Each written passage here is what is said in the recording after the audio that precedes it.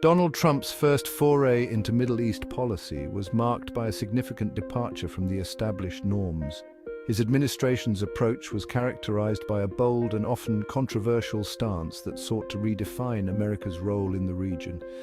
His approach, often described as transactional and unconventional, sent ripples through the region. By focusing on immediate gains and leveraging personal relationships, Trump aimed to achieve quick results, often bypassing traditional diplomatic channels. From shaking up long-held diplomatic protocols to prioritizing bilateral agreements, Trump's actions signaled a clear break from his predecessors. He believed that direct engagement with individual leaders would yield more tangible outcomes than multilateral negotiations. This shift in approach, while lauded by some, also generated considerable controversy and uncertainty about the future of US involvement in the Middle East. Critics argued that this method lacked the consistency and long-term vision necessary for sustainable peace and stability. One of the hallmarks of Trump's Middle East policy was his emphasis on direct negotiations and personal relationships. He often took a hands-on approach, personally meeting with leaders to broker deals and resolve conflicts. He eschewed multilateral forums and instead favored engaging with individual leaders directly. This strategy was intended to cut through bureaucratic red tape and achieve faster results, though it sometimes led to accusations of favoritism and lack of transparency.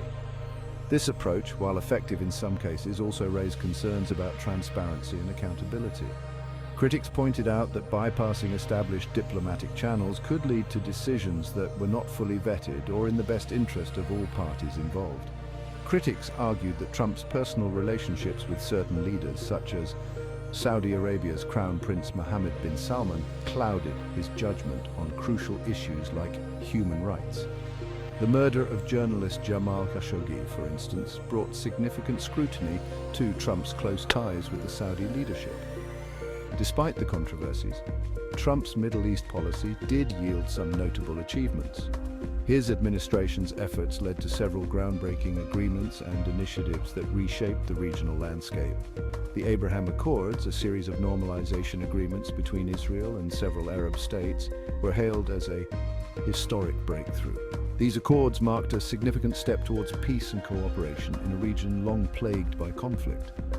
These agreements, brokered by the Trump administration, marked a significant shift in regional dynamics and opened new avenues for cooperation and dialogue. They demonstrated the potential for diplomacy to overcome long-standing animosities and foster a more collaborative future. As the world watches for a potential return of Trump to the White House, understanding his past actions in the Middle East becomes crucial.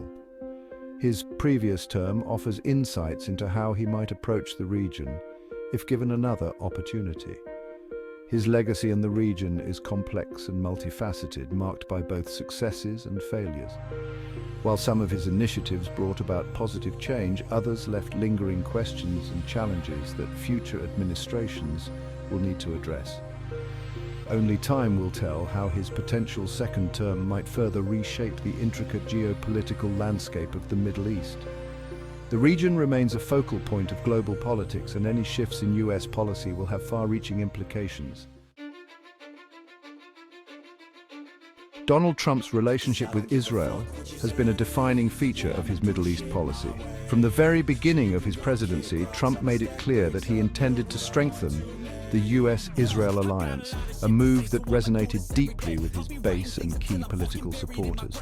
His administration adopted an unequivocally pro-Israel stance, characterized by a series of unprecedented moves that delighted the Israeli right wing while alarming Palestinians and many in the international community. These actions were seen as a significant shift from previous US administrations, which had attempted to balance support for Israel with efforts to mediate peace in the region. This unwavering support for Israel, often described as a departure from the traditional US role as an honest broker in the Israeli-Palestinian conflict, has had far-reaching consequences for the region.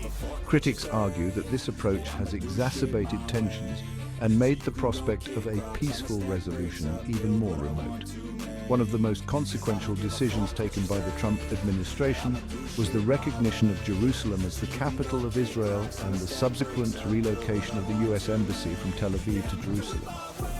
This decision was hailed by many in Israel and among Trump supporters as a bold and historic move. This move, condemned by the Palestinians and much of the international community as a violation of international law, upended decades of US policy and effectively endorsed Israel's claim to the entire city as its undivided capital. The decision sparked widespread protests and was seen as a significant setback for the peace process.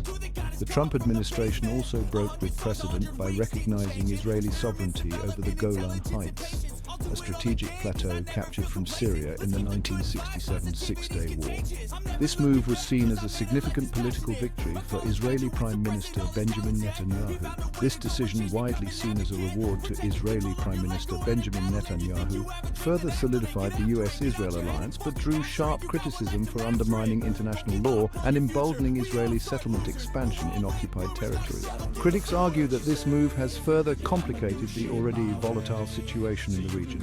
Beyond these high-profile moves, the Trump administration consistently sided with Israel on a range of issues, from security assistance to diplomatic support in international forums. This included significant increases in military aid and unwavering support for Israel's right to defend itself against perceived threats.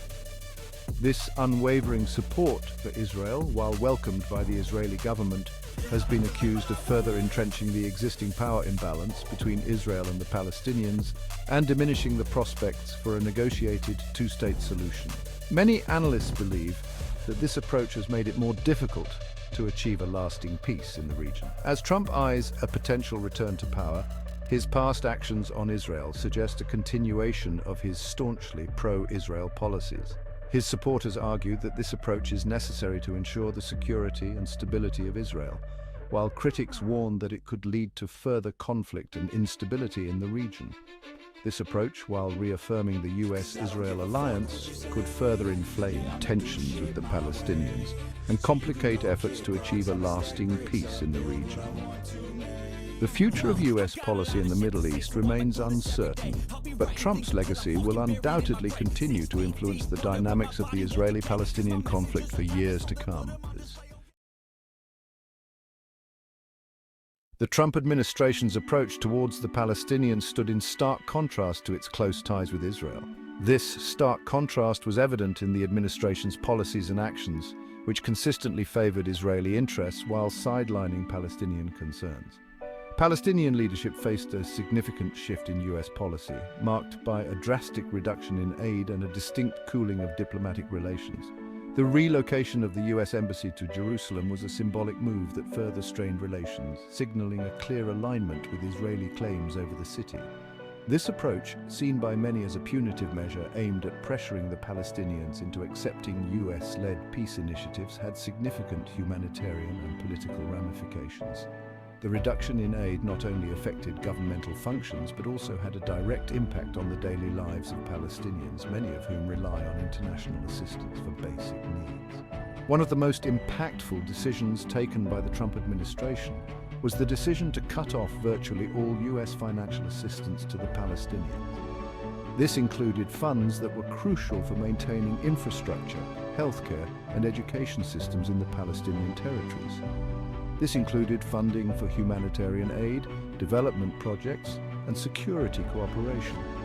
The cessation of these funds led to the halting of numerous projects aimed at improving living conditions and fostering economic development in the region.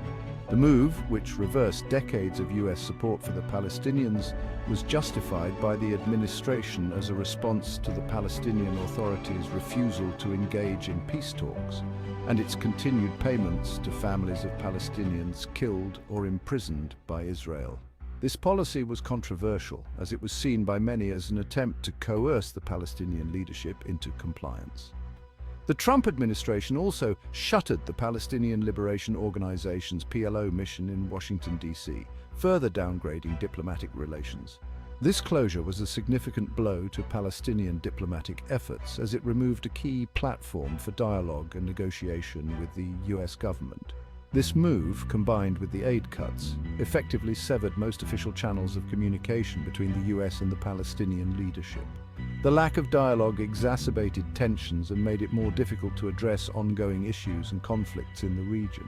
The Trump administration's approach towards the Palestinians represented a significant departure from previous US administrations, which had maintained a policy of engagement with both sides of the Israeli-Palestinian conflict.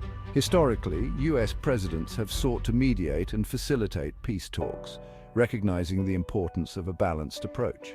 The aid cuts, in particular, had a devastating impact on the Palestinian economy and the lives of ordinary Palestinians.